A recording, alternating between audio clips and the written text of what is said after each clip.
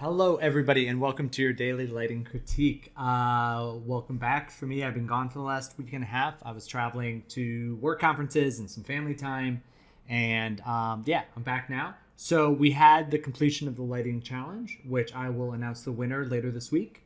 And then, so let's just take a look. We've got a few submissions. I've been doing written critiques for the last few days, just to stay up to speed with everybody. So we've got looks like 3 submissions here.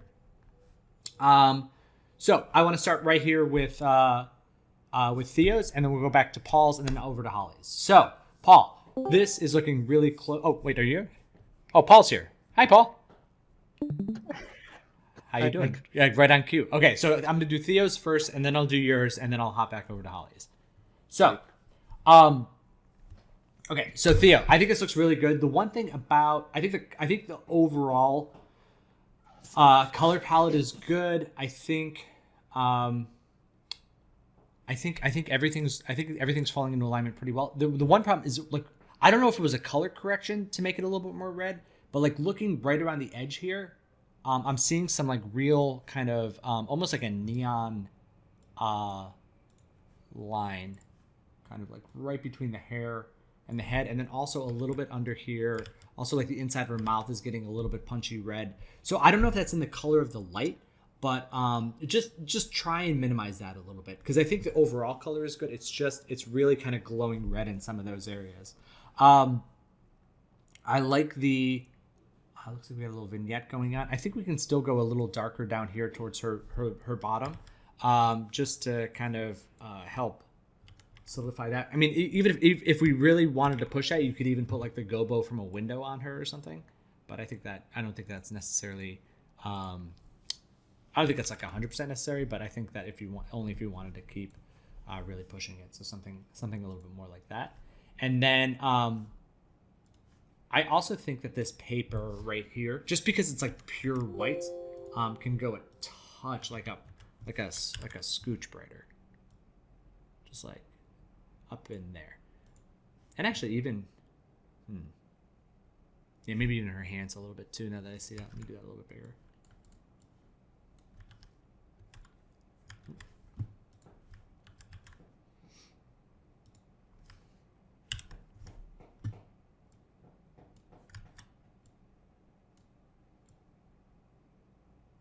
You're looking at her arms could potentially come up a little bit in that paper too. A little bit like that. But overall, I think, like I said, I think this is, you've got like the real, like there's no question she feels like she's being lit by a window. It's like the direction's all good. Everything else is all good. I just think it's like, a couple of those last little tweaks, and maybe, you know what, even on her skin, as I'm continuing to look at this, I think it might just be a matter of pulling back the saturation just a touch on her skin too. Like, yeah, just like that. So it's not quite as saturated on her. I think that'll look a little better. All right, cool. Yeah, it's looking really good. All right, Paul, let's take a look. We've got the previous one here. Let me just copy this over. Nope. Why didn't you like that? Okay. Let's copy this over into here. And so the big note from the last time was just getting a little bit more light on that tree back there. And I think that helps. I think it helps add some life to it and some shaping around. I think that these look good. I think all this looks really good.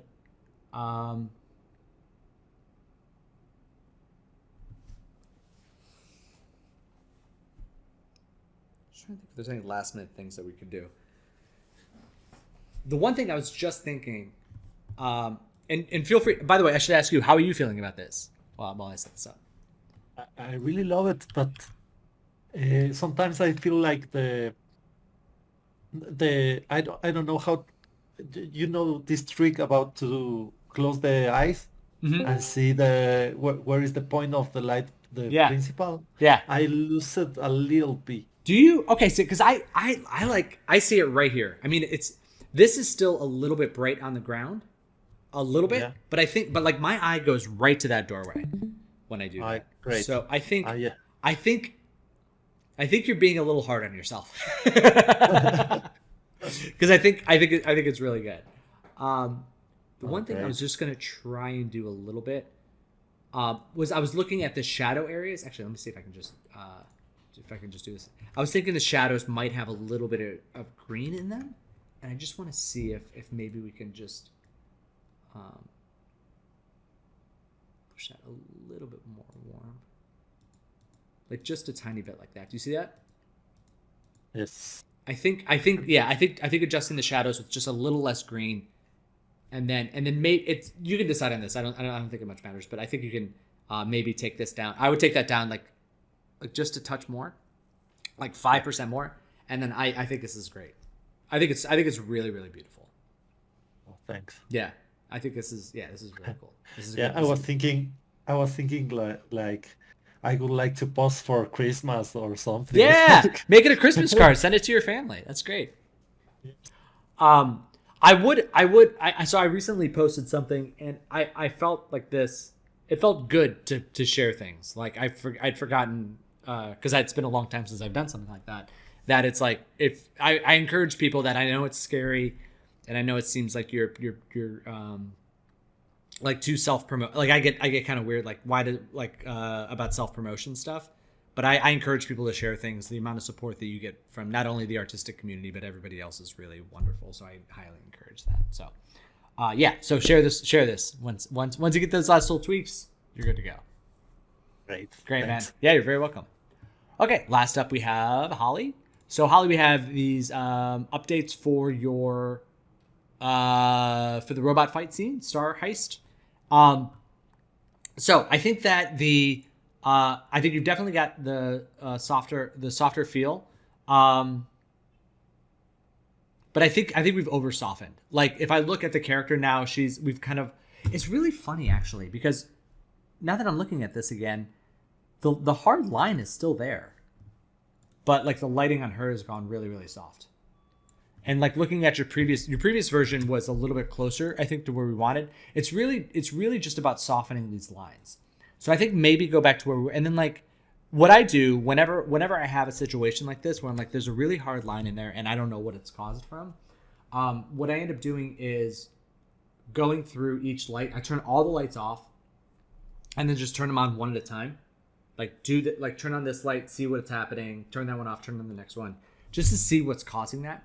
And make sure that all the lights are behaving the way that we think they are. I had to do that so many times when I was doing this scene. You have to, I mean, and that's not just this scene. Like that is 80% of my lighting is that. Turning everything off, one light on, one light on. Okay, this is doing that. Okay, and then because like you need so much, and I don't talk about this a lot in the courses, and I was thinking about adding it, but like so much of lighting isn't about the creation of lights, is being able to have control over your scene. And that's what you gain through experience, is this idea that you know what's going on. And like when you because there are times when you're lighting for a show that you get a master light rig from somebody else, or they're like, hey Mike, you're assigned this thing, it needs to match this other sequence that we did 6 months ago. Okay, so you go to that, you grab that light rig, you drop it in, and it'll look like, and like let's say it would look like this, and you're like, I don't know how to control anything, because you didn't set it up, and so you like really have to take a lot of time to be like, because the most important thing is not that it at first it's not that it looks great, it's that you know what's happening, you know what's causing what. So until you have that control over it, it's really hard to manipulate. So first things first, take care of those. Take care of these hard lines and figure out what's causing that. You've done something unique in yours that we haven't seen yet, which is closing off this back behind her here, and opening it up over here on this side. There's some fun to be had there. I think what we want to do here, since that doorway is now closed, is let's darken it back there. Like allow, maybe even turn off that light, and allow this area back behind her to go dark, and like allow the light on these to kind of fade off as we go back there, and it creates like a dark backdrop to her. Because given this shot, we don't care what's going on back there. It could just kind of fall into a not like total. It doesn't have to be as black as this, but like fall into some darkness back there. And then for here, we can play with this. Like there's a lot of light on the ground back here.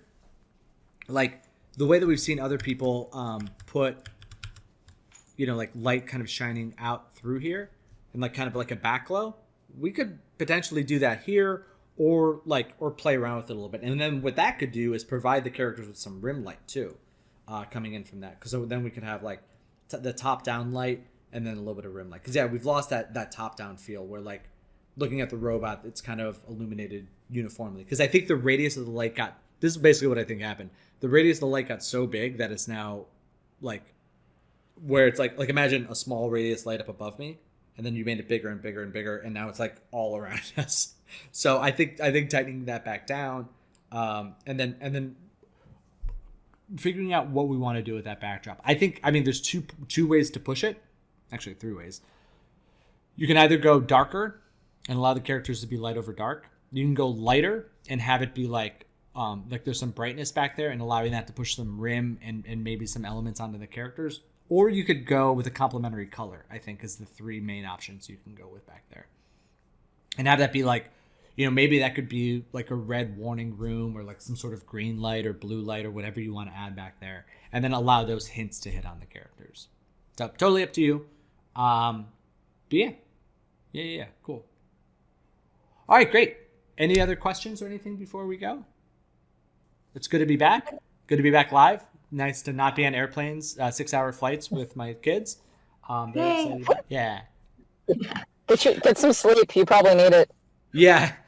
Yeah, definitely. The time zone in kids is a real thing. Like going from New York to San Francisco, and then like the first night my daughter was like, because she usually wakes up like 6:30 or so. It was like 4 o'clock in the morning or 3:30 in the morning, and she was just like, "Hey, all right, let's go." And you're just like, "No, time zones." So she got back out, like we pushed it like a half hour each day, and then by the end of the week she was back on track. So and then the other thing, I kind of shared some pictures and stuff for those that aren't a student. I did a simulation conference. So all companies doing like medical simulations, flight simulators, like army simulation stuff.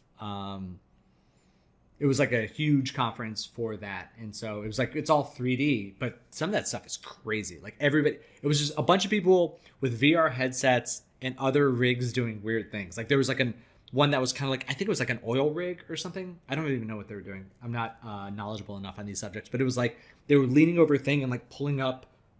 It looked like pulling up something out of an oil rig. And I only know that because I've seen the movie Armageddon, and it looked like what they did in Armageddon. But and maybe there will be blood, but that's my extent of oil rig knowledge.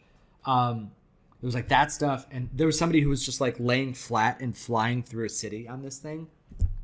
And it was really cool. And like the graphics aren't there yet, but it's like, man, once that stuff becomes real, it's going to be really cool. The world's getting cooler. So that's it. That's my rant for the day. Yay. Yeah. So, Mike, sorry, I have a question. Yeah.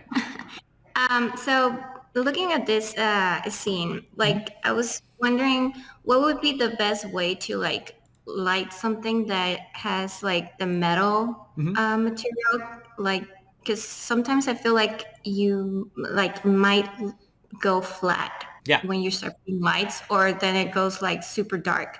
What would be like the best way? Like if it's the chrome thing. Are you talking about the pipes or like overall? No, like the overall, like a material that's kind of reflective, like metal. That's a great question. So for me, when I'm lighting a large surface that's metal, there's a couple things that you need to do right away. And number one is make sure that there's some breakup in the metal and that it's not too consistent, because the second you get a highlight on it, it just like goes forever, right? Like it just kind of reflects. So making sure that the shader's set up in a way that there is some breakup in either the metalness or the reflectivity or the specularity, just like some grime in there a little bit, just so that breaks up a little bit. And then number two is you have to be much more cognizant of you can't basically, normally in a scene you can just put a spotlight very far away and that's your sun and it kind of shines on everything. But once you get a lot of reflective materials in it, it's like it gets kind of boring and, like you said, kind of flat. So you kind of have to really work on creating pockets of light to allow a lot more of the light and dark, either through gobos or lots of times I'll just do individual lights like placed around the scene. And then the third biggest one is understanding that so much of a reflective object isn't the light that's on it, but what's off camera that's being reflected into it. So for me, it's a lot about going off camera and putting cards around.